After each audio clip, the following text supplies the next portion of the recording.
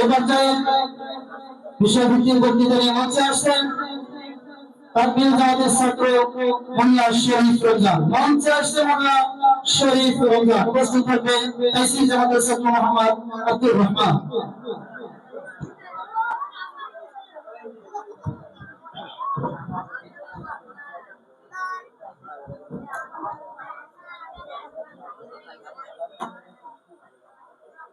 السلام عليكم ورحمة الله وبركاته. الحمد لله رب العالمين والعاقبة للمتقين والصلاة والسلام على سيد المرسلين وعلى آله وأصحابه أجمعين. أما بعد فأعوذ بالله من الشيطان الرجيم. بسم الله الرحمن الرحيم. إن عدة الشهور عند الله 12 شهرا في كتاب الله يوم خلق السماوات والأرض منها 4 حرم ذلك الدين القيم الآخرة. وقال رسول الله صلى الله عليه وسلم أفضل الصيام بعد رمضان شهر الله المحرم وكان عليه الصلاة والسلام.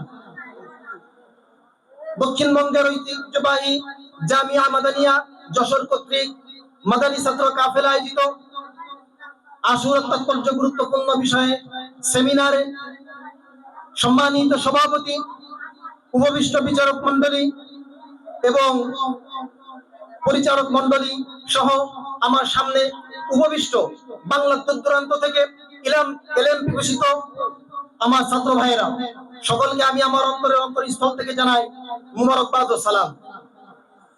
আমাদের আলোচনা বিষয় ভিত্তিক আশুরার তাৎপর্য গুরুত্বপূর্ণ বিষয় দেওয়া হয়েছে। আমাদেরকে জানতে হবে আশুরা কি। আশুরা বলা হয় মুহররমের 10 তারিখকে আশুরা বলা হয়।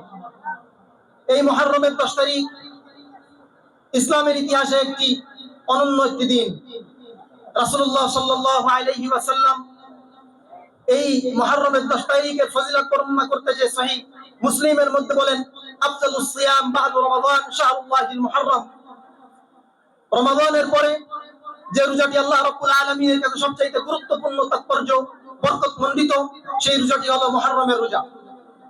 রাসূলুল্লাহ সাল্লাল্লাহু আলাইহি ওয়াসাল্লাম সহিহ বুখারী ও মুসলিমের বর্ণনা আরো বলেন মদিনায় রাসূলুল্লাহ সাল্লাল্লাহু আলাইহি ওয়াসাল্লাম যখন হিজরতে আসলেন, আসার পরে দেখলেন ইহুদিরা রোজা রাখে।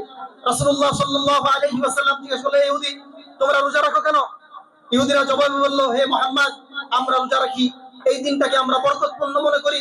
মুহররমের 10 তারিখ আমরা বরকতপূর্ণ মনে করি। কারণ হলো হযরত মুসা আলাইহিস সালাতু ওয়াস সালামকে আল্লাহ রাব্বুল আলামিন ফিরাউনের আযাব থেকে নিষ্কৃতি দান করেছিলেন। আল্লাহ রাসূল সাল্লাল্লাহু আলাইহি ওয়াসাল্লামের কথা শোনা মাত্রই বললেন, হে ইহুদিরা, তোমাদের থেকে আমি আমার ভাই মুসার হকদারে বেশি ভালোবাসার দিক দিয়ে এই জন্য আমি আমার সাহাবাদেরকে বললাম যে তোমরা সামনে থেকে মুহররমের 10 তারিখে রোজা রাখবা। এবং সাহাবীরা এই কথা বলার পরে বলল, ইয়া রাসূলুল্লাহ, 10 তারিখের রোজা তো ইহুদি নাসারারা রাখে, তাদের সাথে আমাদের রোজাটা সাদৃশ্য হয়ে যায়, কাজে আমরা কি করতে পারি? রাসূলুল্লাহ সাল্লাল্লাহু আলাইহি ওয়াসাল্লাম বললেন, ও আমার সাহাবারা, যাতে ইহুদিদের সাথে কোনো আমল আমাদের সাদৃশ্য না হয় এই জন্য তোমরা অবশ্যই 9, 10 অথবা 10, 11 তোমরা রোজা মিলিয়ে রাখবা। সম্মানিত উপস্থিত বন্ধুগণ আমার, এই দিনকে উপলক্ষ করে যে দিনটা আল্লাহ রাব্বুল আলামিন একটি ইবাদতের মাধ্যমে মুসলমানকে আখ্যায়িত করেছেন রাসূলুল্লাহ সাল্লাল্লাহু আলাইহি ওয়াসাল্লামের মাধ্যমে, কিন্তু আফসোসের সাথে বলতে হয় এই দিনকে উপেক্ষা করে কিছু নামধারী মুসলিম যাদেরকে আমরা শিয়া বলে থাকি, এরা এই দিনটাকে কলঙ্কিত করে ফেলে। এই দিনটাকে তারা ইবাদত বন্দেগী না করে বরঞ্চ হাই হুসাইন করে বিভিন্ন তাজিয়া মিছিল করে বেড়ায় এবং নিজেদের শরীরে, যেই শরীরকে আল্লাহ তাআলা আমাদেরকে আমানত স্বরূপ দিয়েছে, এই শরীরের উপরে তারা নিজেরা অস্ত্র চালাইতে থাকে এবং রক্তাক্ত করে ফেলায় নিজেদের শরীরকে। কথা বলেন ঠিক কিনা? এই জন্য আল্লাহ রাব্বুল আলামিন কোন মানুষকে অধিকার দেয়নি যে আল্লাহ রাব্বুল আলামিনের এই দেওয়া বডিকে তারা কি করবে? তারা এই বডির উপরে আঘাত করবে। কাজেই সম্মানিত বন্ধুগণ আমার, আমরা এই দিনটাকে সর্বোচ্চ ইজ্জতের সাথে, সর্বোচ্চ সম্মানের সাথে আমরা এই দিনটা পালন করার চেষ্টা করব। আমরা শুধু এই দিনটাকে আমলের সাথে নয়, আমলের সাথে সাথে অবশ্যই এই দিন থেকে আমরা একটি গুরুত্বপূর্ণ বিষয় মাথায় রাখবো, সেটি হলো যে হযরত ইমাম হুসাইন রাদিয়াল্লাহু তাআলা আনহু সত্যকে প্রতিষ্ঠিত করার জন্য, খিলাফাকে প্রতিষ্ঠিত রাখার জন্য সর্বোচ্চ পর্যায়ে সংগ্রাম ত্যাগ প্রতিষ্ঠা করার কারণে, আল্লাহ রাব্বুল আলামিনের সংগ্রাম ঠিক রাখার কারণে, খিলাফা নবুয়া ঠিক রাখার কারণে তাকে দুনিয়া থেকে শহীদ হওয়া লাগিয়েছে। এই জন্য সারা বিশ্বের মুসলমান যুবকদের এই দিনটাকে ইমাম হুসাইন রাদিয়াল্লাহু তাআলা আনহু কি কারণে মারা দিলেন, কি কারণে তিনি শহীদ বরণ করলেন, এ বিষয়ে খেয়াল রেখে নিজেদের জীবনকে পরিচালনা এবং ইসলামের উপরে নিজেদের জীবনকে সুন্দরভাবে পরিচালনা করার তৌফিক আল্লাহ রাব্বুল আলামিন আমাদেরকে দান করুক।